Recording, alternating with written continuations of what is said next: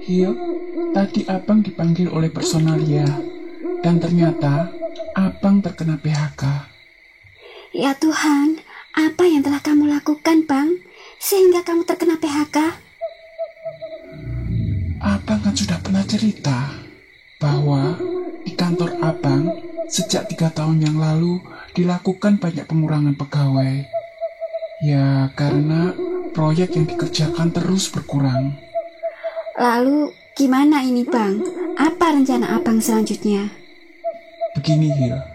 Uang pesangon itu rencananya akan Abang bikin untuk modal toko kelontong di rumah.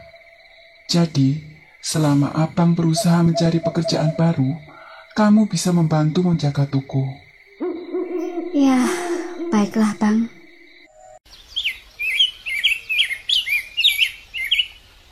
Impian Aldi dan Hilda untuk membuat sebuah toko sederhana di rumah tampaknya terwujud dengan cepat. Namun tidak demikian dengan kehidupan toko itu. Toko itu kemudian bangkrut karena Hilda tidak bisa mengelola keuangannya dengan baik. Hasil toko yang seharusnya diputar kembali malah dibuat untuk membayar gaya hidupnya yang boros. Abang, gimana ini? Kontrakan rumah belum dibayar. Dan karena hutang toko yang nunggak, aku dikejar-kejar supplier. Tolonglah, Abang usaha yang lebih serius. Hilda, Abang harus gimana lagi? Mencari kerja sudah Abang lakukan, tetapi belum dapat juga. Harusnya kamu lebih introspeksi. Kemana hasil penjualan toko? Ya, untuk bayar kebutuhan sehari-hari, Bang. Yang benar. Seharusnya di saat krisis seperti ini, kamu coba mengerem kebiasaan belanja yang berlebihan. Cobalah mengerti keadaan suami yang baru saja hilang kerjaan.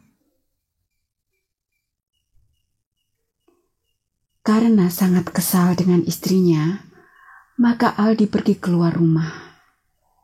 Dia teringat pada temannya semasa bekerja di kantor kontraktor dulu, Burhan, yang juga kena dampak PHK.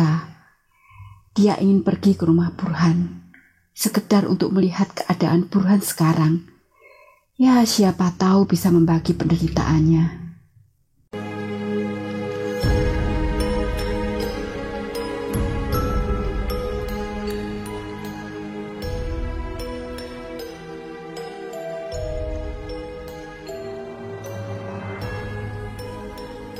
Assalamualaikum.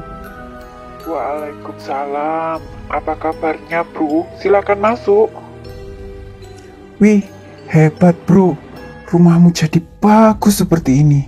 Ada proyek apa nih? Kok gak ngajak-ngajak? Hahaha. Aku serius nih. Tolong aja aku kerja apa, kek? Aku bener-bener terjepit. Kurang sedikit saja, aku sudah kehabisan nafas. Hahaha, bercanda aja lu. Serius, aku gak main-main. Aku sudah jadi buronan hutang nih. Mana si Hilda istriku itu gak ada ngerti-ngertinya sama aku.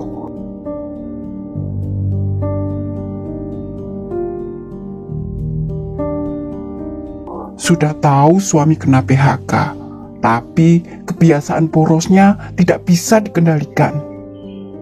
Rasanya, bila terus begini, aku sudah tidak kuat lagi, bro.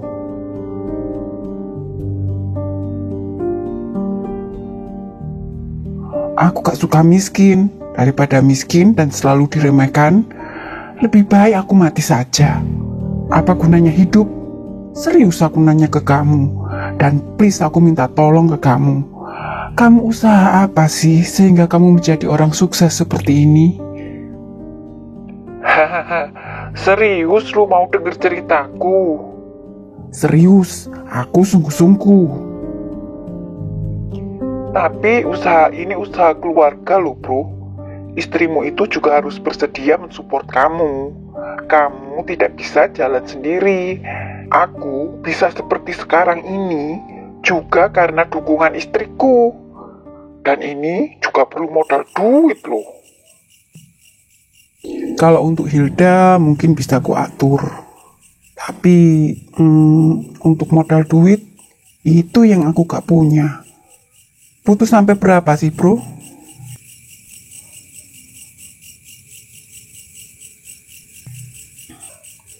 Ya minimal siapkan saja 10 juta. Sebenarnya lebih banyak lebih baik sih. Kalau kamu serius, siapkan dulu uangnya. Kalau sudah siap, hubungi aku. Aku bersedia mengantarmu ke kolegaku di Sleman. Tapi, bila sudah sampai sana, itu berarti kamu itu harus siap kontrak kerja. Kalau kamu masih ragu-ragu, lebih baik gak usah saja. Memang kalau modal, aku ini masih mikir bro, tapi akan kuusahakan. Namun kalau ragu, gak ada kata itu di hatiku.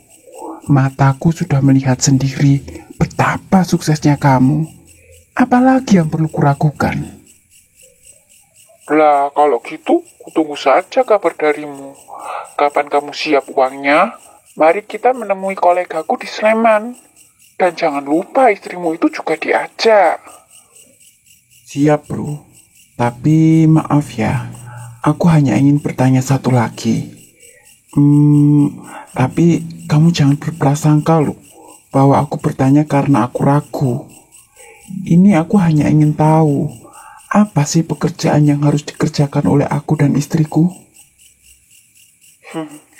Kerjaannya gampang kok bro, hanya ngomong. Kamu sebagai ayah harus mengajaknya jalan-jalan setiap hari. Dan istrimu sebagai ibu harus mau netei dan menidurkannya setiap pagi. Maksudnya gimana bro? Aku gak ngerti. Belum juga paham ya bro. Kita itu pergi ke Gunung Suru untuk mengadopsi cabang bayi Gunung Suru. Dan cabang bayi yang kamu angkat sebagai anak itulah yang akan menggaji kamu dan istrimu karena sudah bersedia untuk memeliharanya. Apa maksudmu akan memelihara tuyul?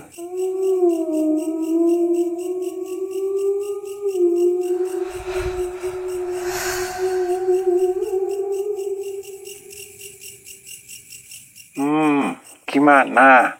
Jadi ragu?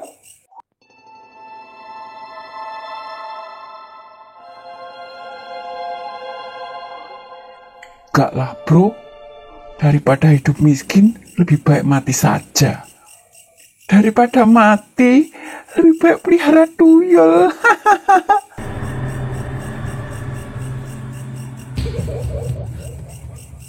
Menurut pengalamanmu ya bro, modalnya balik berapa lama?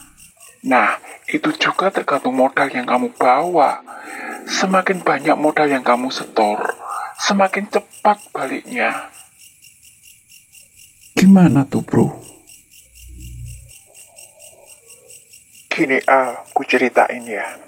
Bila mahar untuk cabang bayimu itu sebesar 1 juta, maka sebesar itulah setoran dia untukmu di setiap harinya.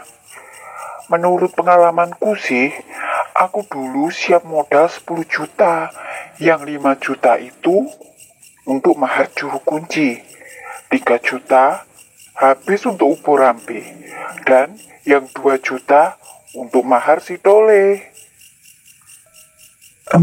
Satu lagi bro, aku mau nanya. Syaratnya itu apa ya? Hanya jalan-jalan dan nenen saja? Apa seperti pesugihan yang lain yang perlu tumbal kayak gitu? Ya butuh tumbal lah. Kenapa? Takut. Kalau kau penakut dan tidak tegaan, itu berarti kamu itu belum siap kaya. Hidup tuh keras. Kalau kamu tidak siap membunuh, ya kamu yang dibunuh. Singkat cerita, setelah pinjam sana-sini ke keluarga dan tetangga, terkumpullah uang sebanyak yang diminta oleh Burhan.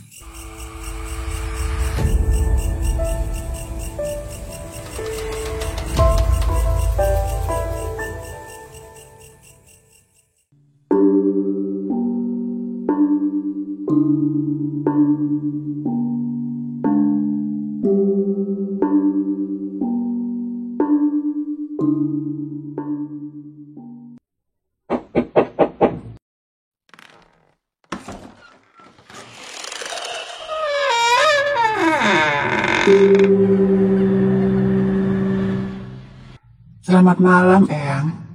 Saya datang bersama sahabat saya. Ini Aldi dan istrinya Mbak Hilda. Gini, Eyang. Kami kesini untuk meminta restu kepada Eyang. Bolehkah mereka berdua ikut ngomong anak-anak Eyang seperti saya? Boleh saja, asal semua syarat disiapkan. Dan berapa maharnya? Saya akan menyiapkan jabang bayi sesuai besarnya mahar. Semoga saja jabang bayi yang sesuai itu mau ikut dengan kamu. Sebab mereka itu memilih orang tua yang layak. Tidak sembarangan mereka itu mau ikut orang. Baiklah, kasih saya maharnya. Besok malam kalian datang lagi ya. Dan besok kamu baru bisa tahu apakah ada jabang bayi yang mau kalian asuh atau tidak.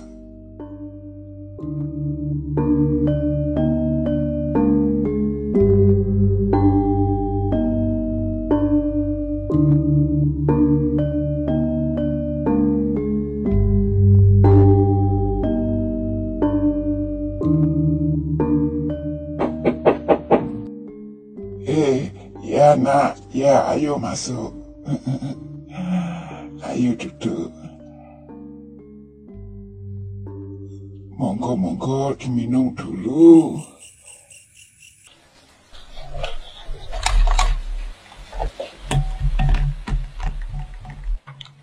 Ya, ini saya mau memberikan selamat ya kepada anak. Karena ada satu bayi yang bersedia kalian asuh. Inilah bayi itu. Terima kasih, Eyang. Terima kasih, Eyang.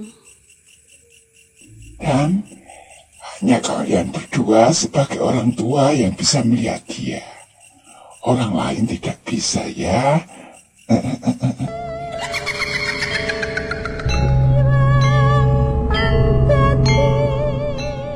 Dan jangan lupa akan kewajiban orang tua ya nak.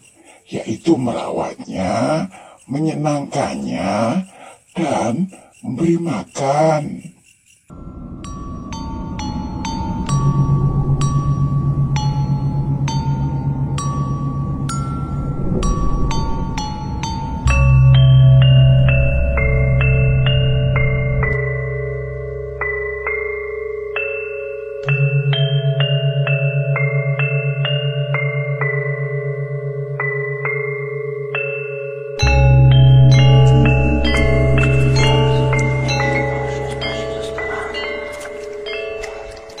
Yang harus dikerjakan Aldi setiap harinya adalah membawa jalan-jalan tuyul itu ke pasar-pasar atau pertokoan.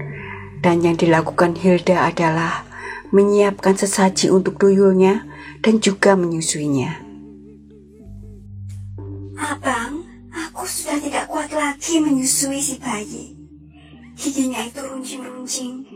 Dia itu menyedot darah, bukannya susu. Kena baju saja, payudaraku ini sakit sekali, Bang. Jangan cengeng, baru segitu saja sudah mewek. Kamu ini sudah kangen hidup miskin dan dikejar hutang seperti dulu ya. Jabang bayi itu yang bisa ngasih kamu hidup enak. bisa bikin kamu belanja sepuasnya. Maka kasih dia sedikit kesenangan dong. Lihat itu istrinya si Buran.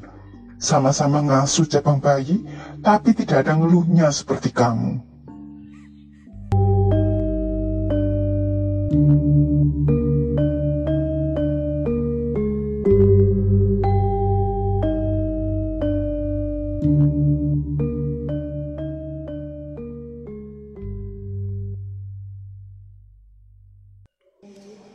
Bulan demi bulan berlalu. Kini Aldi dan Hilda mampu membeli rumah yang dulu dikontraknya. Bukan hanya itu saja, bahkan Aldi kini mampu mendirikan kantor kontraktor seperti tempat kerjanya dulu. Dia mengambil teman-temannya yang bekerja di kantornya dulu untuk bergabung dengan usahanya, menjadi pesaing dari usaha mantan bosnya. Tak menunggu lama, Aldi dan Hilda menjadi OKB, orang kaya baru. Dengan mobil keluaran terbaru, Aldi kelihatan gagah. Walaupun istrinya selalu kelihatan pucat, lemah, dan sakit-sakitan. Sasaran Aldi untuk tumbalnya adalah para pegawainya, terutama para tukang bangunan. Secara sengaja, Aldi membuang uang 100 ribuan di lokasi pembangunan proyek. Maka, barang siapa yang diam-diam menemukan uang itu dan membelanjakannya untuk membeli makanan, maka dialah si tumbal itu.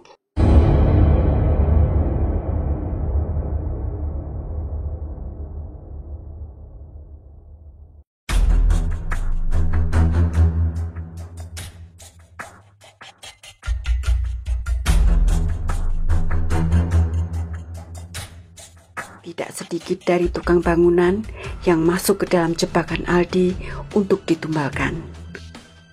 Mereka meninggal dengan berbagai sebab.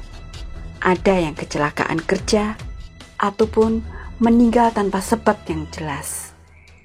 Demikianlah, keadaan seperti ini berlangsung mulus selama bertahun-tahun. Hingga pada suatu hari, saat Aldi membuang umpan tumbalnya di suatu pasar, uang itu diambil oleh seorang lelaki misterius dan ditaruh di atas tumpukan garam seorang penjual garam di pasar. Dan inilah hari naas bagi Aldi. Karena ditaruh di antara tumpukan garam, si tuyul menjadi bingung mencari keberadaan sang tumbal. Dan ini berarti Aldi gagal dalam memberikan tumbal. Bila gagal, maka artinya Aldilah tumbal itu.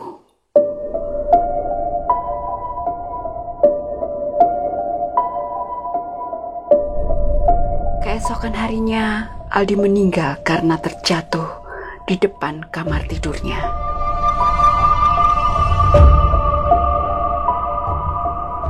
Singkat cerita, karena Hilda merasa tidak sanggup lagi untuk meneruskan memelihara tuyul sendiri, maka dia ingin mengembalikan tuyul itu ke Gunung Suru. Juru kunci menerima Hilda dan mengambil kembali tuyulnya. Tetapi ternyata ceritanya tidak sampai di situ saja.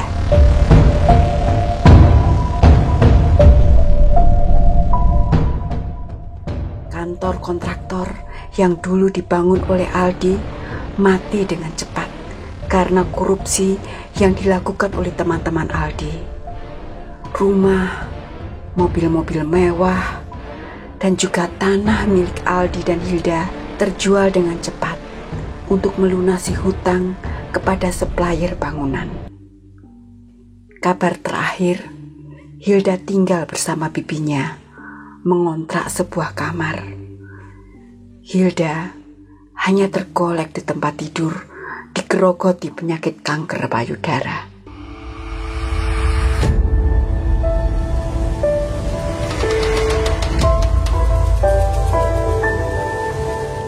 Dan mirisnya lagi adalah, dalam seminggu, tuyul itu masih datang beberapa kali untuk meminta Nenen pada Hilda.